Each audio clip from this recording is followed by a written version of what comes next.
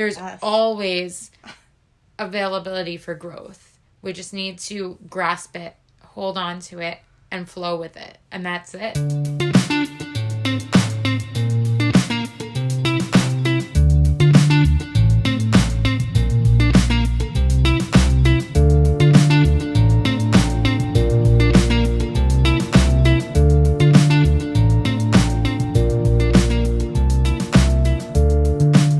You just have to do what's in the bag. And something in your bag will always be broken. But that's okay. What do you think of that?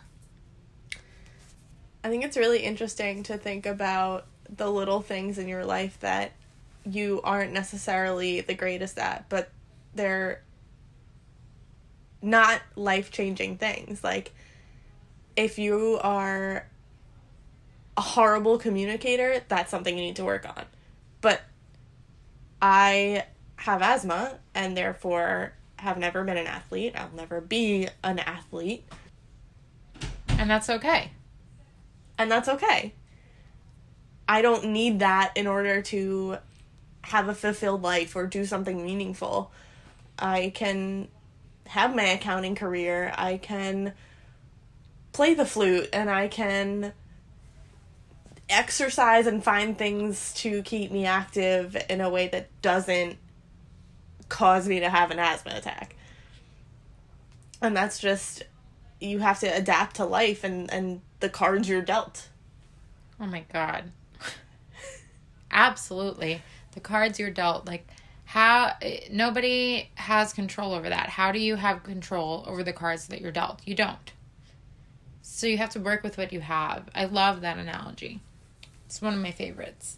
And I think that this concept from Rabbi David Aaron is really something we've been sitting on for quite a few days. Just being able to go back into your bag of tricks and work with the things that bring value to who you are and leave behind the things that are broken. You can be broken in so many ways, and that is perfectly fine. There's nothing wrong with that. I cannot sing for the life of me. If my life depended on it, I would be dead. And that's okay. I mean, not okay if I die, because I have a lot to give you people. But it's okay to not be a good singer. It's okay to be an asthmatic. It's okay to carry these things through your life and work around them. That's what we have to do in every capacity. So how do you work with what's in your bag? How does that happen for an individual in the world? I think another interesting, analogy that goes with this is, actually the other day I posted on Instagram a jar of pretzels, and it was the question on it was, do you go for the whole pretzels or the broken pretzels? And the reason I even posted that was because my mom and I were both eating out of the jar of pretzels, and she said to me, you know, it's funny, I always go for the broken ones and you go for the whole ones. And I was like, I wonder what that says about us. Yeah, when I read that, I thought about your comparison to coffee and how you drink your coffee, that conversation we had the other day. Yeah. I mean, what do all these things say about our personality? They all come from somewhere. They're not just arbitrary. Like, you can say, okay, I have certain taste buds, but that might explain the coffee thing, but it's not going to explain the pretzel thing. They taste the same whether they're broken or whole. So what does that mean? I mean, maybe we're looking too much into something, but maybe it means something. Maybe if you're going for the broken pretzels, then do you feel like you need to work on a lot of things? Do you feel like there are things that aren't whole and things that, you know, you're trying right now to embrace those broken pieces that you feel like you have to make whole? And if you're going for the whole pieces, does that mean that you feel like you're whole and that you've developed your strengths and that you're okay with leaving your weaknesses behind, leaving those broken pretzels? That's such an interesting thought. It really is. And I feel like that relates into so many different areas of our life. When it comes to organization, the way you keep things, the way you create things, it's all related back to our mindset. Currently, just for all our listeners who don't know, I am in a master's program studying industrial and organizational psychology, and I've just been reading some really interesting things lately about the mind and about how we create these habits and these I don't know, these things around the way that we act and the things that we do based off of what's going on in our lives and our minds. And I think that's something so interesting to build off of and to dissect and think about when you're looking at yourself. Like, what do I do in my everyday life? Or what patterns do I have that are detrimental to my health? 100%. Mentally, socially, physically, whatever it may be. And what's actually supporting me. Yeah, I think it's I've had this conversation a few times recently about like self-sabotage. And you form these habits in your life of doing things that are counterproductive to your goal, and you know they're counterproductive to your goal, but you can't stop yourself from doing them. For example, in high school, my senior year, I didn't know what I wanted to do with my life. I was distraught about the fact that I didn't know what I wanted to do with my life.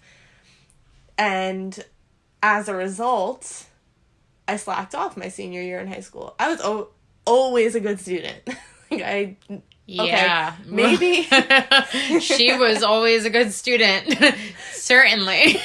I can attest to it. Maybe I slacked on my homework here and there, but for the most part, I was a good student. I got good grades. I took pride in my work and what I did, and I was in honors and AP courses, and that's how I went through my school career. And then my senior year, I was like, I want to take study hall. I don't really care. It's senior year. I'm passing. Why do I need to try right now? And as it got closer and closer to my final Regents and my final AP exams, I realized that I was not putting in the effort that I needed to. And it scared me. And I was like, what? There's a possibility that, like, one of these things falls through. And, like, what if that happens? And that was me sabotaging myself. The same thing happened my last semester of college. The same thing happened the last semester of my master's degree, to the point where I literally, a week before my final exam in one of my classes, I had to email my professor and say, is there anything that I can do to make me pass this class? Because I'm not going to as it stands, and that means I'm not going to graduate. And so I'm always constantly, like, doing something counterproductive at the very end of the chapter in my life, because I'm afraid of what comes next. Yeah. And I think fighting that is something that I'm sure so many people do the same thing, and it's something you have to constantly fight. And at that when you have that thought of, like, let me email my professor and see if there's anything I can do, that's the voice you need to listen to. I agree completely. Self-sabotage is such a vibe killer in every aspect of the term. You know, you go through these different phases of your life, and then it's like completely relatable to imposter syndrome. You know, you get to a certain point of success, and then you're just like, wait a minute. Why am I doing this? Who am I? Who's little old me to go and email this person, to go and make a phone call to this person, to go and speak at this summit, or do this or do that, or whatever it may be that you're being presented with? You just need to say yes. Mm-hmm. Say yes to everything that's being presented to you that is aligned with your goals, and kill it. If you can't do that, then how are you ever going to advance to the next point? That's what we need to wrap our heads around here. If you cannot step forward to the next level of whatever it is you're going through in every aspect of your life, how are you supposed to get through it? You're never going to reach the end point. You're never going to reach the goal if you can't move forward to the next step. Take it day by day, step by step. Do the things little by little. And see where it takes you.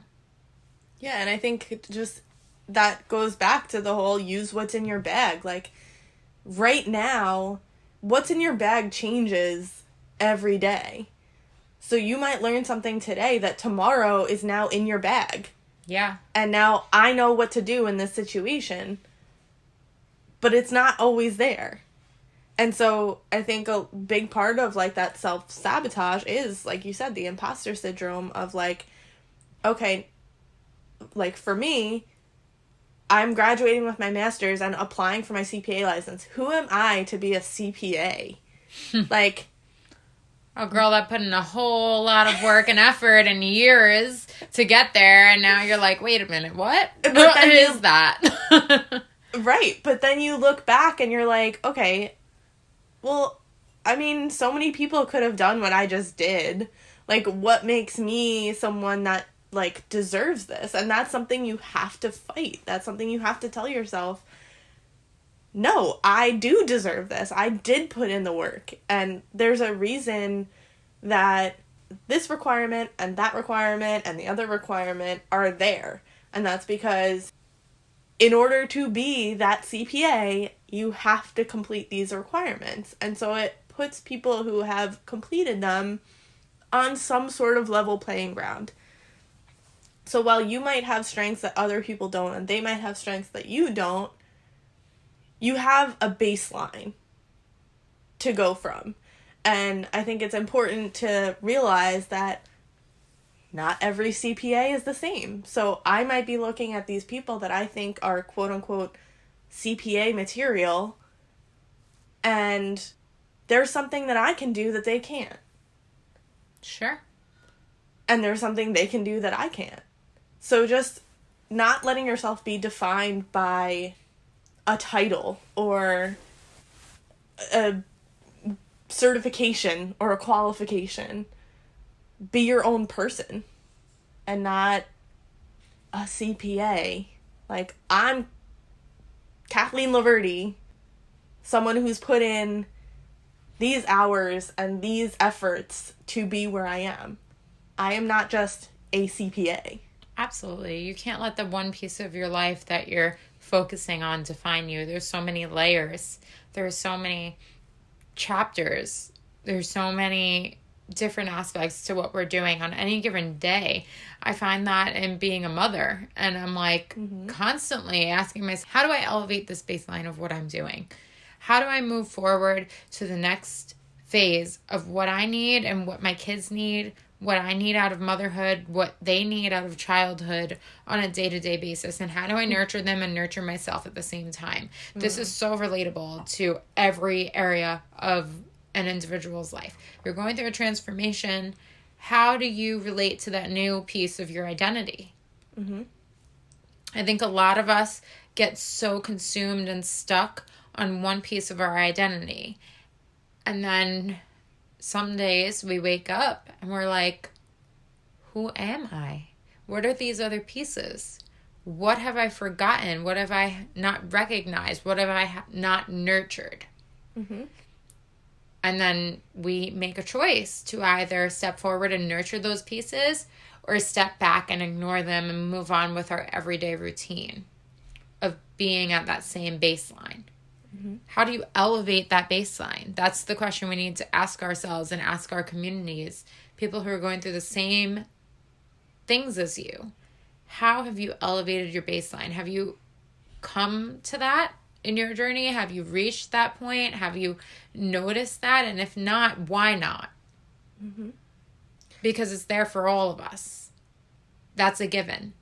There's no end point. There's no, okay, I can't be a better person tomorrow. I can't have more patience tomorrow. I can't be smarter tomorrow. I can't be more educated, more informed, whatever it may be. There's always availability for growth. We just need to grasp it, hold on to it, and flow with it. And that's it. Yeah, and I think realizing too that, again, going back to the bag, like, your bag is basically infinite. There's like almost always something, a whole pretzel that you haven't seen yet and you haven't recognized, and maybe it's the most important one so far, and maybe it's the one that's going to be the most significant in your life going forward, and you just haven't tapped into it. And that's okay. But always be looking for that next whole pretzel. Agreed. Completely. Continue looking for the whole pretzel. Please. Do it. Or chip, or, whatever it is you eat and snack on. We just like pretzels over here. We like pretzels. I think that there's something to be said about the seasons of life and just working through this from a cyclical perspective and understanding that different seasons of life are going to match up with different seasons within your environment. I was listening to this on a podcast of Kathy Heller's today, and she was talking about how, there's a greater energy in the world historically during the springtime than there is in the winter, when you turn into yourself and you're turning into your home and things are darker and the day is ending sooner and there's less sunlight, and then the summer things are brighter, and so on and so forth about each season. You get what I'm saying? But the point is, like spring cleaning, all of that stuff, it's happening for a reason. Mm-hmm. And it's so interesting to me working through this pandemic and creating this through this pandemic and being so stuck in the world and realizing oh my God, we have so much to give. There's so much more. Mm-hmm. There's so much I need to tell people. That is profound. And being able to act on that is what is even more profound for us. Being the busy people that we are and taking the time to do this, I'm proud of that. Yeah. And I think that ties right back in again to using what's in our bag. We were given this bag when we were brought to this place, and we are taking the time to sort it out. Mm-hmm. And use what is within this bag to our advantage, to your advantage, to give to others, to serve others in whatever capacity we can. If you can't use what you have to serve others, then what is it that you're doing with yourself? If you can't serve others, then how can you stand up every day and look in the mirror and say that you're not self-centered, that you're not prideful, that you're not those things that most people don't really feel proud to be? Service is at the core of who I am personally, and I know that's not everybody, and that's okay. It doesn't need to be in your bag. But if I'm able to give what I have to nurture and help somebody else advance their life, then why am I not giving it? That's wrongful. I've been given a gift, and it's my responsibility to tap into that and use it to support the others within my community that need it. Mm-hmm.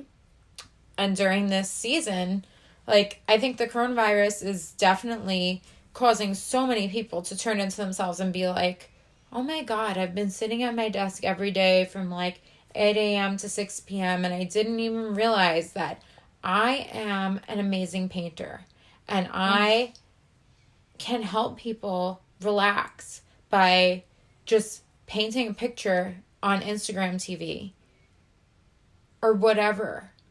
Sharing my gift with the world in whatever capacity I can and creating things for people. That's just one example. What do you have? Ask yourself, what do you have in your bag to share with the world? We need you. The world needs you. And if you can't give it, then you need to do some work.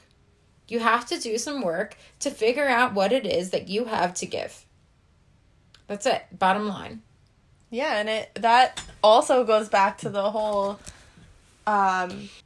action perspective of the universe isn't going to hand you anything. Yes. You have to work for everything that comes your way. You can't sit back and be a viewer of your own life. You are the center. It's your show. Yeah. So take control of that and look in your bag and sort through those broken pieces and maybe two broken pieces go together and they make a whole.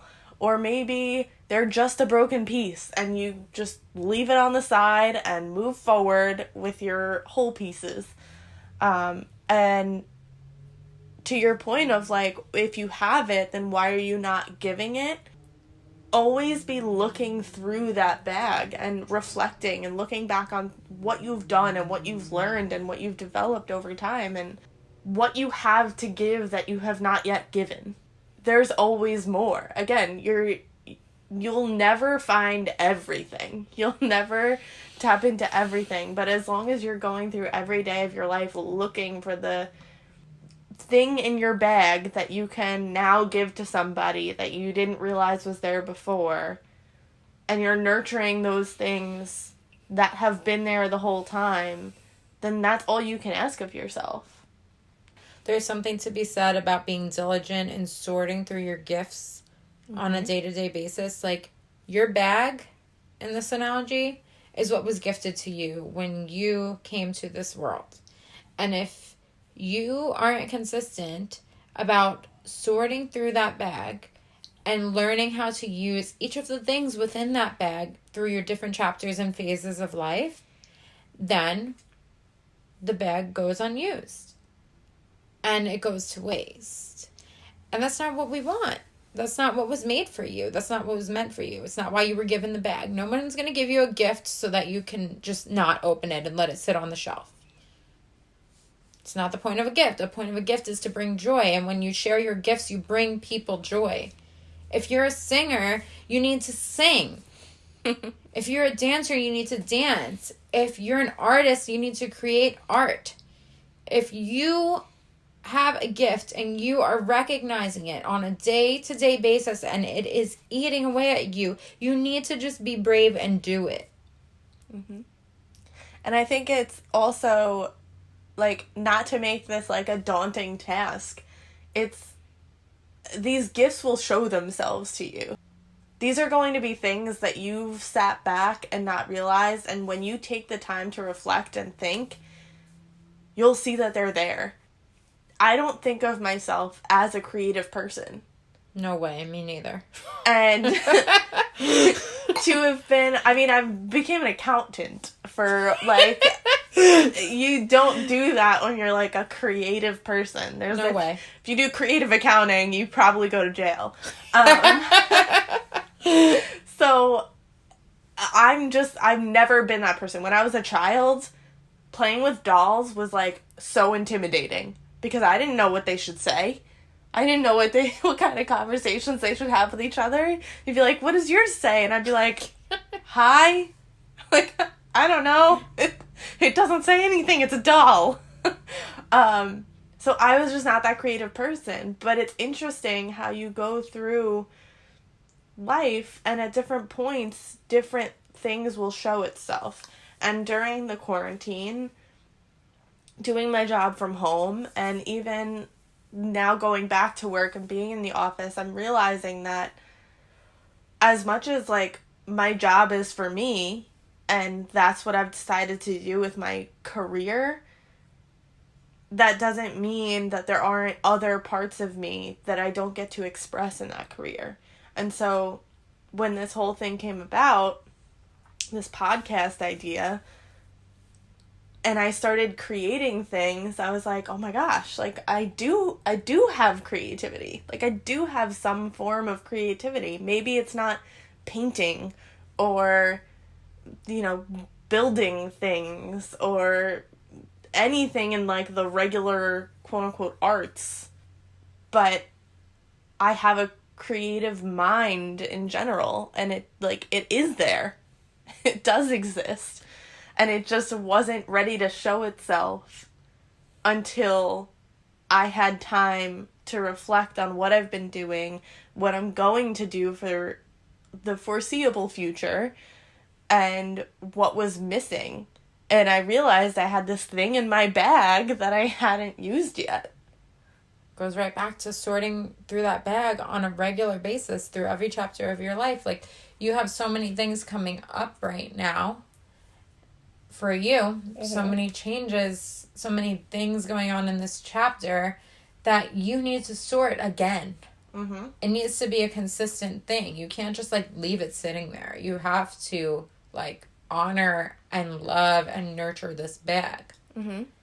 Because if you don't, like I said before, it's just going to all go to waste. Like, what are you doing? You're just chilling, going with the easy path, taking the path of least resistance, and not reaching your full potential.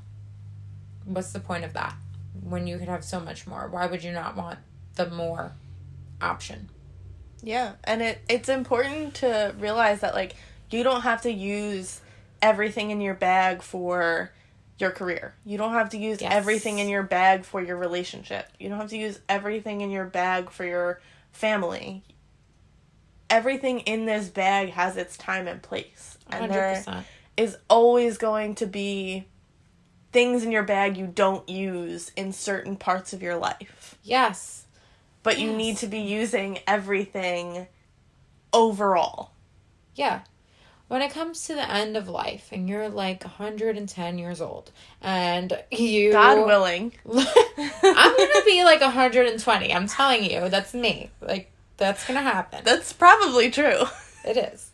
I'm speaking it into existence. But when I'm 120 and I look back on my life, I want to be able to say, like, I loved, I nurtured, I did this, I did that.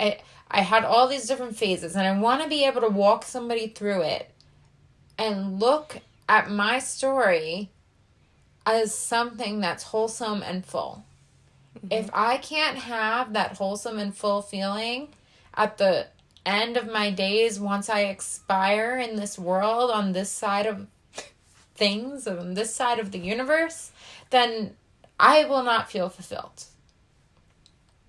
Being able to recognize that you're throwing yourself 100% into one chapter of your life at any given point in time is totally fine and totally acceptable and needed.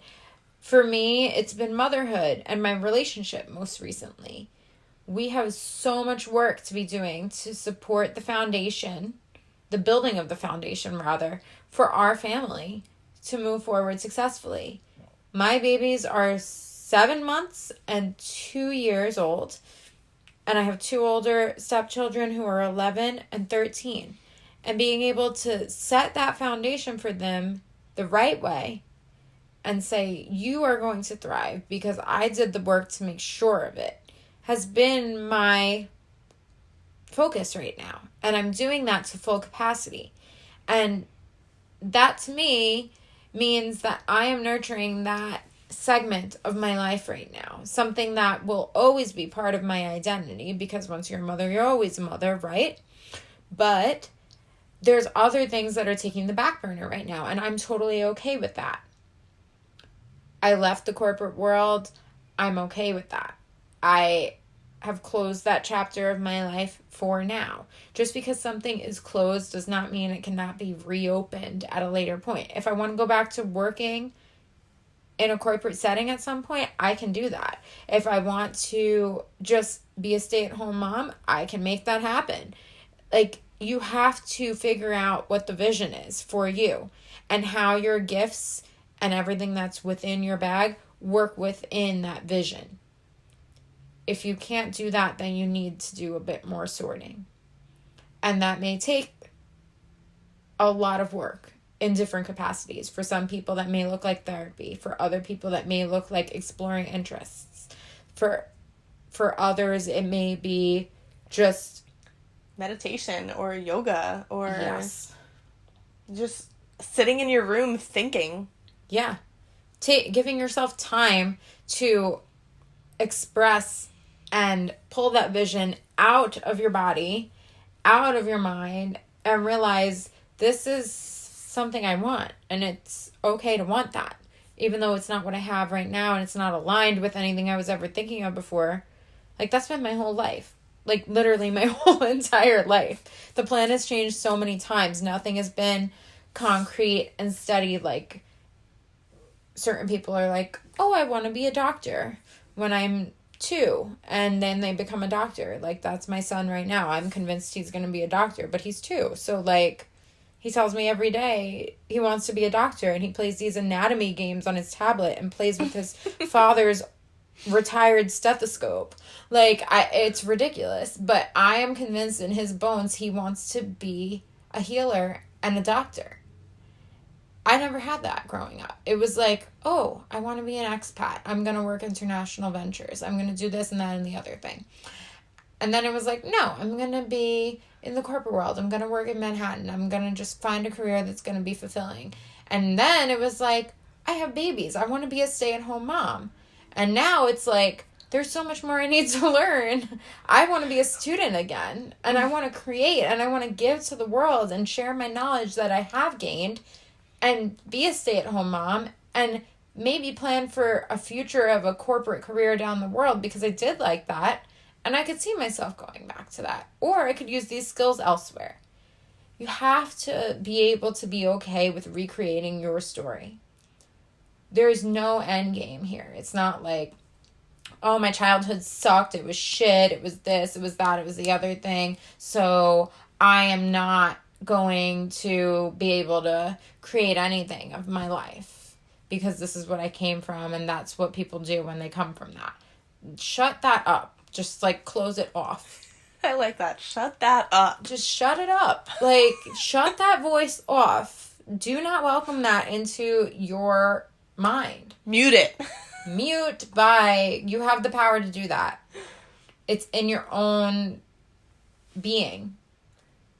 Yeah, I think one of the things you touched upon was, like, that door, like, can be reopened.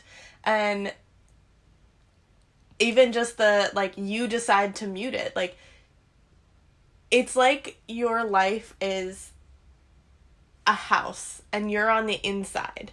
You're never on the outside. You're never locked out. It's always you are on the inside deciding what doors open, what doors close, what doors are locked and thrown away forever. It's all up to you. Like, you make those decisions. And if you decide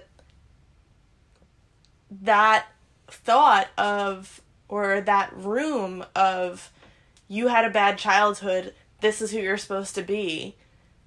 If you want to lock that door and throw away the key, that's what you should do. Because that doesn't need to define you. Oh, thank you. Thank you. And you can walk into any other door you like. Yes. And I'm not saying, like, I had a bad childhood. Like, I had a tough upbringing. It was tough. But, like, I made it. I did all the things. You sure did. I made it happen. It was really tough. But, like, kudos to my mother. She got me through. And we did the thing. And now we're here. And I am doing life pretty successfully, I think. But to my point, like, I just feel like that's a major excuse for a lot of people. Like, oh, I didn't make it into this career. Like, I didn't get into this company. I didn't make it to the Big Four. I didn't, like, get this score on this certification or whatever it may be once you reach adulthood. And it's like a defining factor of, oh, well, that person said I'm not good enough, so I must just not be good enough. It's like, no, shut up. You are good enough. You just need to maybe do some work. Like, if it was something that was skill-based, maybe you need to develop more skills. If it was something that was knowledge, then maybe you need to study more. And whatever it may be, you just need to go in and dissect it and figure out what the things were that were missing that made you get that result. And how to counteract that and get the better result down the road once you try again. Or take a different path and work your way around it. I love, like, the teaching to children of, like, you have to find a way up or over or around or under. Like, can't go this way, can't go that way, gotta go over, gotta go under, gotta find somehow, some way to get to the goal. And if you can't, you just try and try and try again. But you do need to also know when to hang it up, when enough is enough. And I think what helps in knowing that internally is when the energy just feels lost. Sometimes you just need a reset. But other times it's just like, this is completely done. This door needs to close. And I think that we get better and better at knowing that as we get older. Mm-hmm. And as we tune into our perception of things that go on within our lives. Whether that be actual physical circumstances or things that are just happening in the world around us or in our communities, whatever it may be that we need to disorient ourselves from, you need to be able to recognize the patterns that happen for you once you've truly reached something that needs to be a closed door.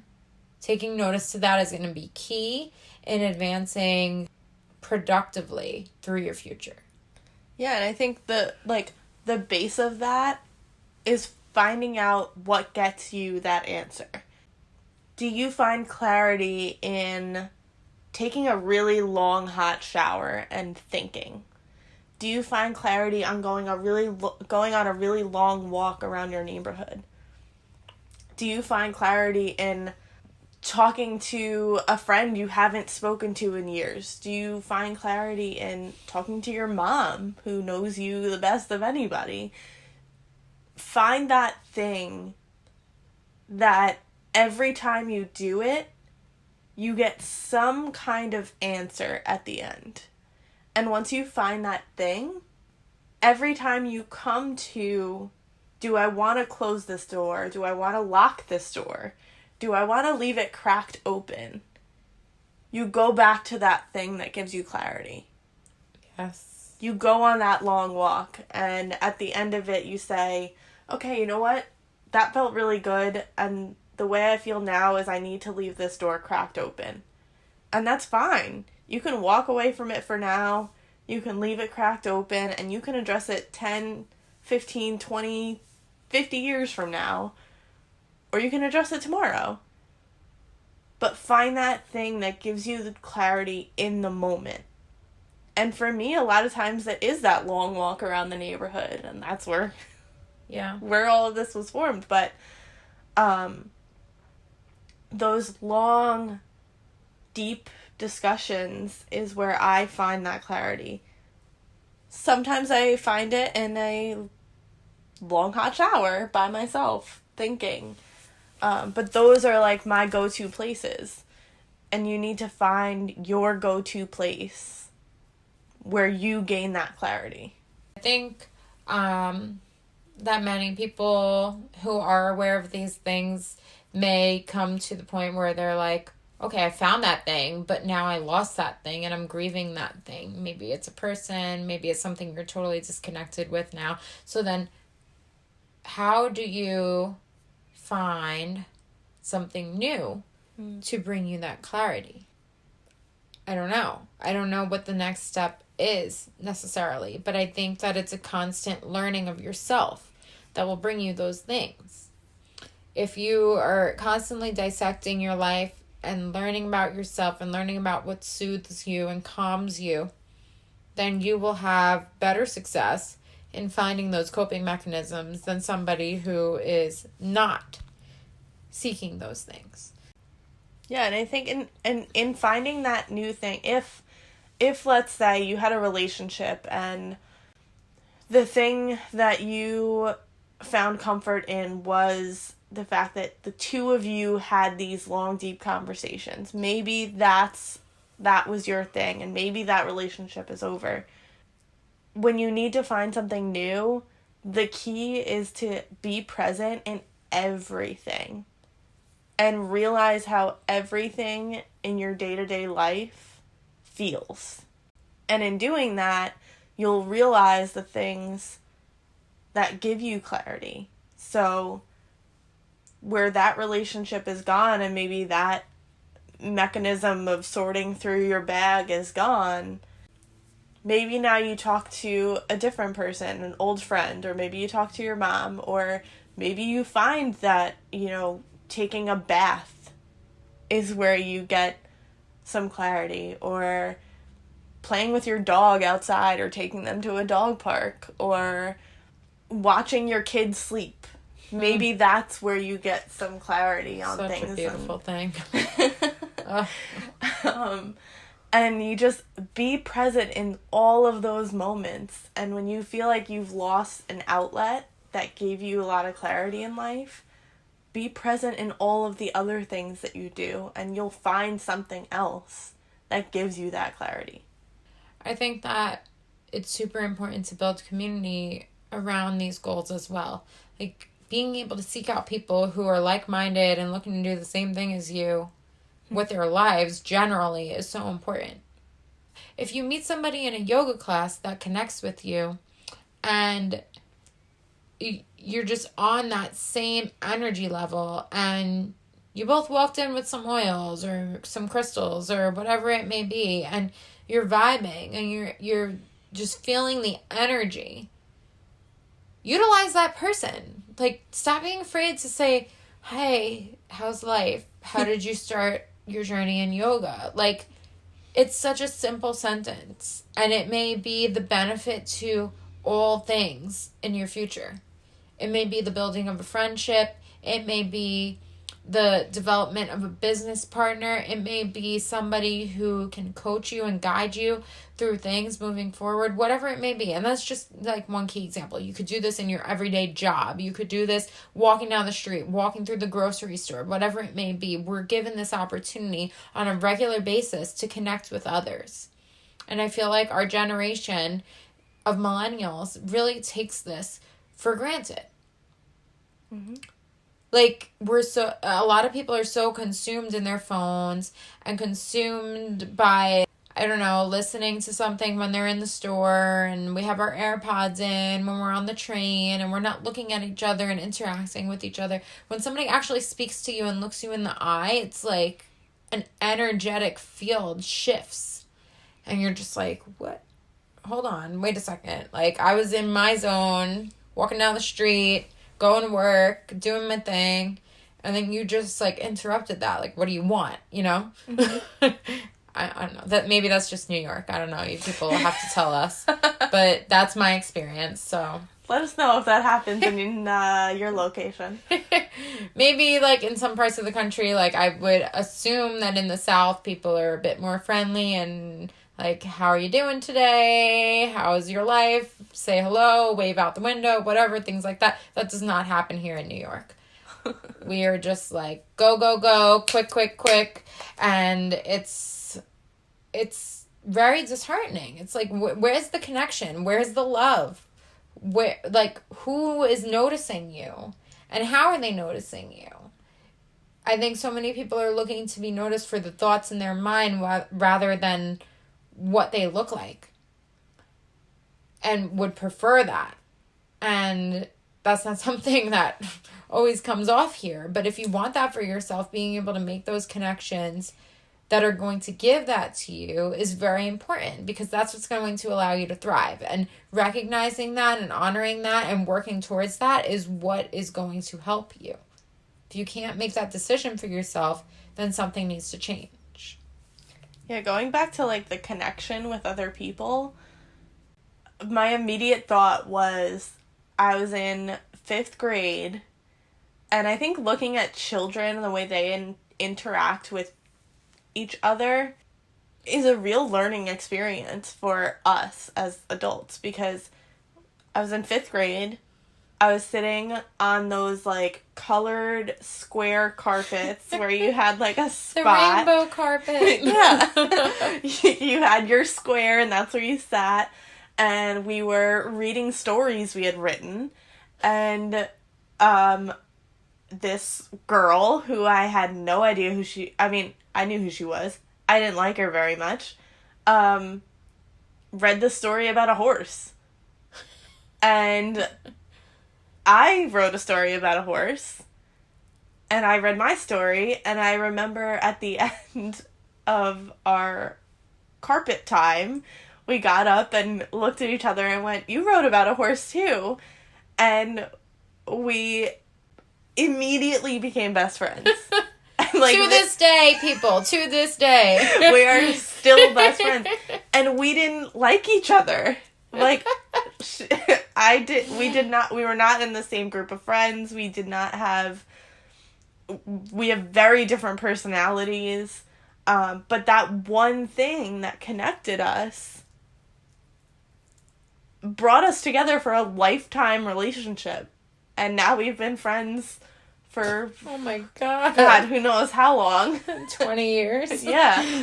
And it's just crazy to look at how, like I said, how children interact and really taking that genuine... They know nothing other than how they feel. They don't know the societal norms that are put on people. They don't know the class system of adult life. All they know is this is another person, and if they say something that I like, well, I'm gonna be their friend because that's cool and we like the same thing. And I think it's so profound. It's something that we should encourage in adult life and life in general, and thrive on at all points in our life, and not just don't abandon that when you've moved beyond quote unquote childhood. Yeah, I think it's so different trying to make friends as an adult, because it's like, I feel like it's almost like frowned upon. I don't know why I feel like that, but I just feel like people are like, oh, you should have your group of friends. Like, you should have friends by now. Like, you're not friends with your neighbors. Oh, that sucks. There must be a reason. Oh, you don't have friends from childhood. Oh, must be you. It's gotta be you, girl. You know, like, you must be a crazy. Like, something like that. Maybe I do have friends, and I just want more friends. Yeah. Maybe that friend doesn't connect with me on that one thing, but you do, and I'm looking to make a friend who connects with me on this thing. Yeah, and I feel like this is a relatable thing for so many people. I've heard a lot of people mention that they think it's a female thing, but I don't think it's really a female thing, because I know a lot of females that are not like that. They're just like, no, I'd rather just sit in the house and be whatever, you know, like do whatever with my circle, and that's it. And they're satisfied with that, but I feel like I can thrive more when I'm within a community of like-minded people as opposed to just my closest friends. Because when you have your close friends, they all know your whole story. They all know everything. But when you're in a community of people that are like-minded and following similar paths to you, you can kind of play off of each other's experiences and learn from each other's mistakes and downfalls so that you can avoid those yourself. If somebody else made the mistake, then let them make that mistake for you too. Yeah. I think we're digressing a bit from the main topic here of working with what's in your bag, but these are all things that come into play in every chapter of your life. And just bringing it back to our main point, your bag is infinite, like Katie said. You have what's in your bag, but you can work what's in your bag in whatever way you want. You can utilize it differently than the average person may.